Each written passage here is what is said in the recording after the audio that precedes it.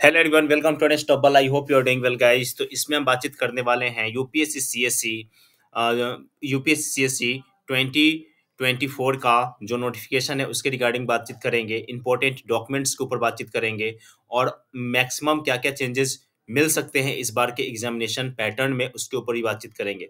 बिना डिले के हुए आइए वीडियो को शुरू करते हैं। तो यहाँ पे देखेंगे तो फोर्थ कमिंग आपको यहाँ पे दिखा रहा होगा यूपीएससी सीएससी 2024 का जो प्रीलिम्स का एग्जामिनेशन है उसका, ठीक है ना। अब सवाल यहाँ ये है कि नोटिफिकेशन के ऊपर क्या अपडेट्स है, और क्या क्या चीज़ें इसमें ऐड डाउन किए जा रहे हैं और कौन सी की बातें इसमें की जा रही है, तो उसके ऊपर एक बार हम लोग बातचीत कर लेते हैं, ठीक है ना। गाइस, चैनल पे नए हैं तो चैनल को सब्सक्राइब कर लीजिएगा, बेल आइकन को प्रेस कर लीजिएगा ताकि कोई भी अपडेट आपसे मिस ना हो, ठीक है। तो आइए दोस्तों, शुरू करते हैं आज के वीडियो को, आज के लेक्चर को, आज की कहानी को, और क्या-क्या चीज़ें नई है इसको जानने का, इसके ऊपर बातचीत कर लेते हैं। तो यहाँ देखो गाइज़, यहाँ पे है कैलेंडर। कैलेंडर आप लोगों ने देखा होगा, लेकिन फिर भी मैं आप लोगों को एक बार जो दिखाना चाहता हूँ वो आप देखिए। यहाँ पे एनुअल कैलेंडर में आप आएँगे तो यहाँ पे आपको दिखेगा यूपीएससी सीएससी 2024 का जो एग्ज़ामिनेशन है उसका 14 तारीख को आपका जो है नोटिफ़िकेशन आ रहा है। 14 फरवरी 2024 को आपका नोटिफ़िकेशन आने वाला है।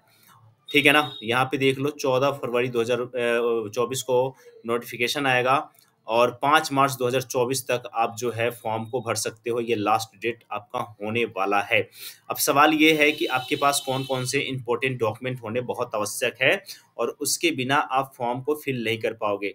तो गाइज़, आपके पास जो है नया कास्ट सर्टिफ़िकेट आपके पास होना चाहिए। तो पहला ये है कि कास्ट सर्टिफ़िकेट होना चाहिए। अगर आप ओबीसी नॉन क्रीमी लेयर से आते हैं तो नॉन क्रीमी लेयर का सेंट्रल लेवल का आपका नॉन क्रीमी लेयर का सर्टिफिकेट होना चाहिए, ठीक है ना। सेंट्रल लेवल का अगर नहीं भी है तो सेंट्रल गवर्नमेंट की जो लिस्ट है उसमें आपका नॉन क्रीमी लेयर के लिस्ट में आप होने चाहिए। पहली बात ये है। दूसरी बात ये है कि आपके पास जो है कास्ट सर्टिफिकेट के अलावा आपके पास रेजिडेंशियल प्रूफ भी होना चाहिए। तो ये दो डॉक्यूमेंट आपके लिए मोस्ट इम्पोर्टेंट है और इसके अलावा आपको और किसी डॉक्यूमेंट की आवश्यकता नहीं पड़ेगी। यानी कि जो ओबीसी में है, जो एससी एससी में है, एसटी एससी में है, तो आप सभी को कास्ट सर्टिफिकेट बनवा लेना है। और उसके बाद जो ईडब्ल्यूएस में है तो आपको न्यू फाइनेंशियल ईयर का भी आपको बनवा ही लेना चाहिए, ठीक है ना। कास्ट ये आपका इनकम सर्टिफिकेट, ठीक है।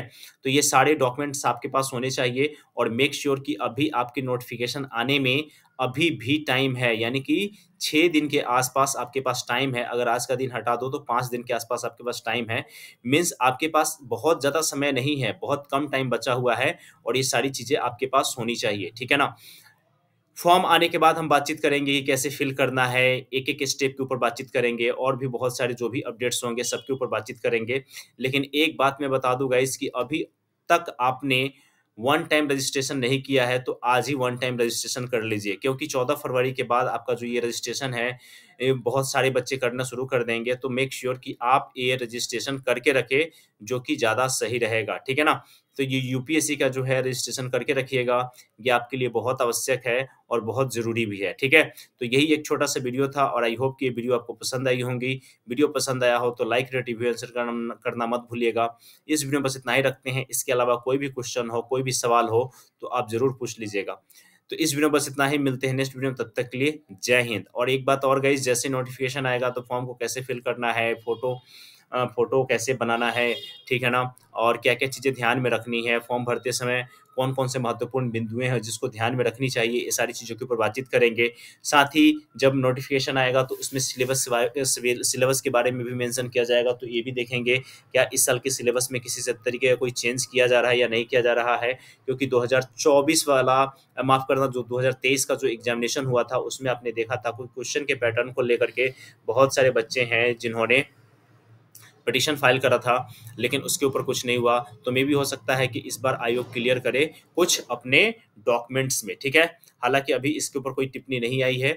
नोटिफ़िकेशन आता है तब इसके ऊपर और ज़्यादा और ज़्यादा डिटेल्स बातें हो पाएँगी, ठीक है। तो यही एक छोटा-सा वीडियो है। आई होप कि आपको पसंद आया होगा। Thank you so much everyone. जय हिंद।